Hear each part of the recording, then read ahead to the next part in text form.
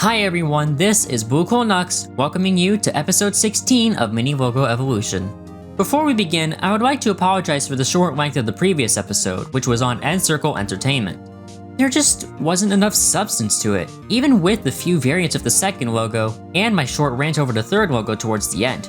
But I do want you to understand this. The series is called Mini Logo Evolution for a reason, and that means it shouldn't really matter if one episode is shorter than the rest. Well, that's the way I see it at least. On another note, you may remember me saying this.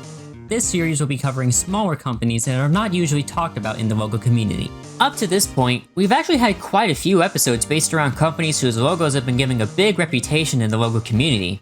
So while I am somewhat staying true to that promise, and by that I mean shining a light on companies with great logos that sadly get no attention, I said nothing about the companies with highly appraised logos, and I never said that I wouldn't ever mention them throughout the series. Just wanted to clear that up. In any case, today's episode comes by the request of All Pros and Gongman 2037. We're going to be covering a long-gone children's home media company called Golden Books Family Entertainment.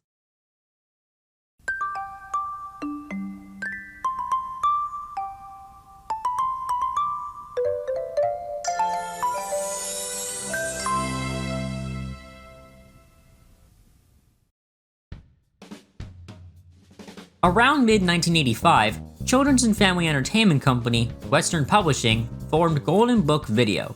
This would be Western Publishing's home video unit. Golden Book Video was best known for their adaptations of popular Golden books, using the books as the direct source material. They also had two other labels, Golden Vision and Golden Step Ahead. After the company's last release in 1995, the company was folded into the newly formed Golden Books Family Entertainment, coinciding with Western Publishing renaming themselves to Golden Books in 1996. This was done as a reorganization effort due to some financial issues that Western Publishing got themselves into. Distribution would go to Sony Wonder 2 years later in 1998.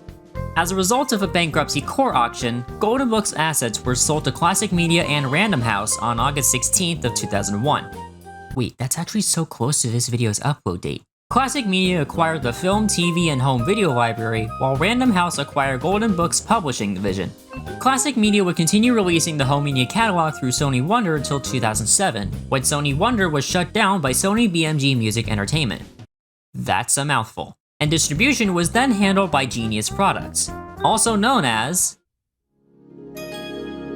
Good to see you again, old friend. Genius left the home entertainment business in 2009, while Classic Media transferred their catalog to Vivendi Entertainment. Then, when Gaim Vivendi Entertainment was merged into New Video, that catalog was in the hands of Cinedigm until 2018, when the rights to it were expired and then transferred back to Universal. Jeez, that was confusing. It's that time, everyone. Golden Book Video, their sublabels, and Golden Books Family Entertainment all have 7 logos combined, and this is the first one we're looking at. I'm going to call it Sunrise, and it was used from August 15th of 1985, wait, that's the upload date, to January 19th of 1995. I have 6 videos of this logo. The first one has a modified and extended version of Patty Kingsland's KPM Music Library track, Prestige Logo A. This theme was discontinued rather quickly, only being used until mid-1986, possibly due to licensing issues.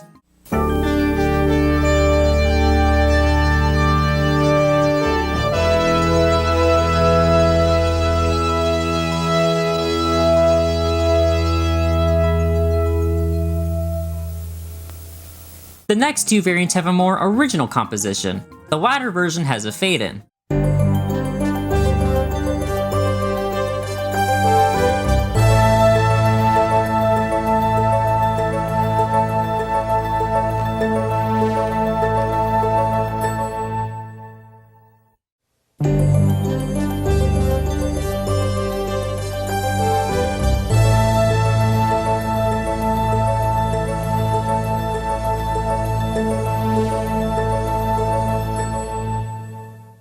The last 3 versions are closing versions. These variants have the completed logo shining.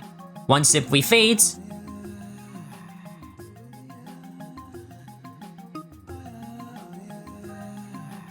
one version has the logo zooming in,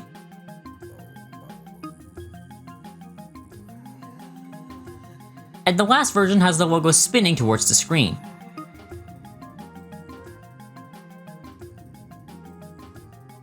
This logo is very nicely made for 1985. The animation and effects blend very well, and both music themes also fit this logo well.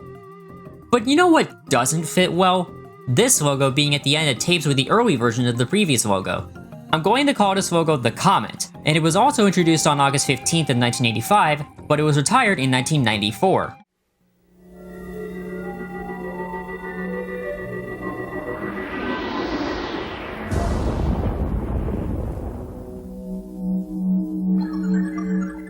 I have a variant with a voiceover, but the audio quality is questionable.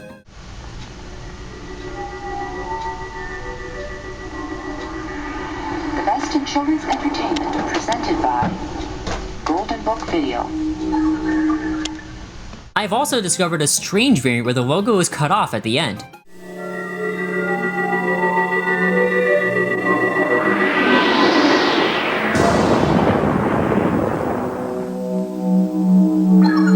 This logo has become infamous in the logo community because of its ominous atmosphere. I'm personally not scared of it, but I do agree on the matter of it potentially scaring some of its viewers. That being said, it does fit in better with the sci-fi programs released by the company. Once again, this logo's animation and effects are very nicely done, but the music does not fit well at all. Something interesting to note is that this logo also appeared at the beginning of some Canadian releases. Let's now move on to the logos of the two sub-labels of Golden Book Video, starting with Golden Step Ahead. Their only logo looked like this, and I'm going to call it Classmates. This was used on the 6 home video releases under this label, which were released from October 24th of 1986 to sometime in 1987.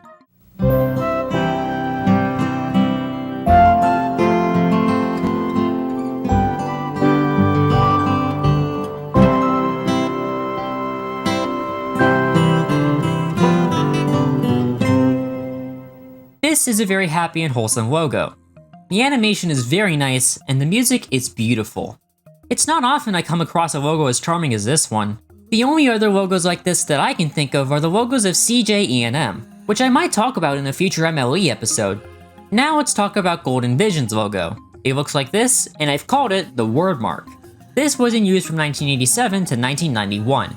There is an opening and closing version.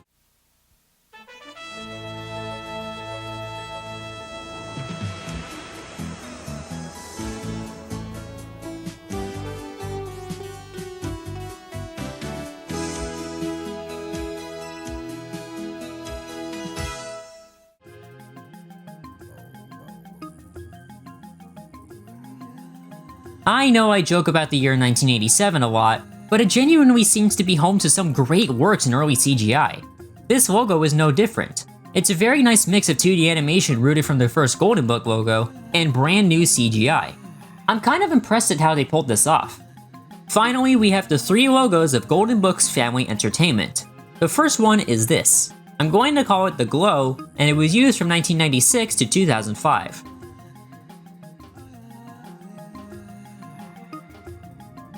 I have 2 variants with the tail end of the Rankin Bass logo music. The latter variant is cut off.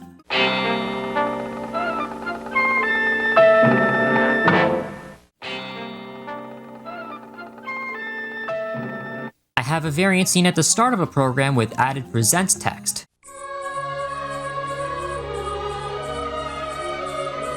I also have 4 variants with the ending theme of the program. 2 are the same as the normal version,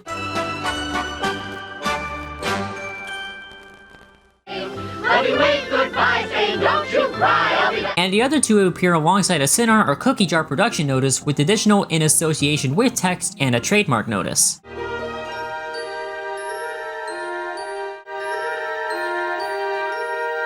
I really don't have much to say about this logo other than it's a tad simple for my liking.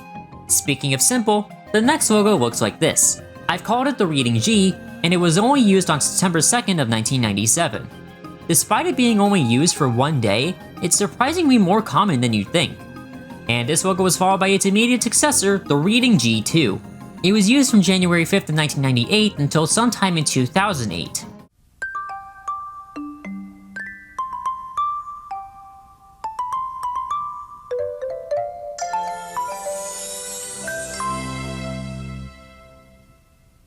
Sometimes the logo would fade in and out.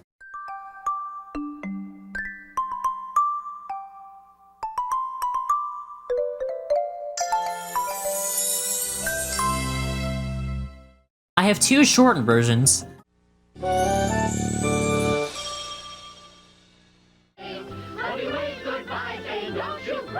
and two still versions with additional in association with text above it. One of these is silent. The final thing I want to mention here is this incredibly abnormal variant with a countdown. I'm going to assume this was only seen on special VHS releases from the company during this period. Golden Books, family entertainment for all seasons. 10, 9, 8, 7, 6, 5, 4, 3, 2. This is easily the company's best logo. A lot of people in the LC remember this logo fondly, and for good reason. I'd like to imagine a lot of people also grew up seeing this logo quite often, given its long usage. The CGI looks nice, the animation is charming, and the music is soft and indeed welcoming. Very good for 1998, and a solid conclusion to this video. And that concludes this mini logo evolution on Golden Books Family Entertainment. This episode went on for far longer than the previous episode, so I hope that made some of you happy.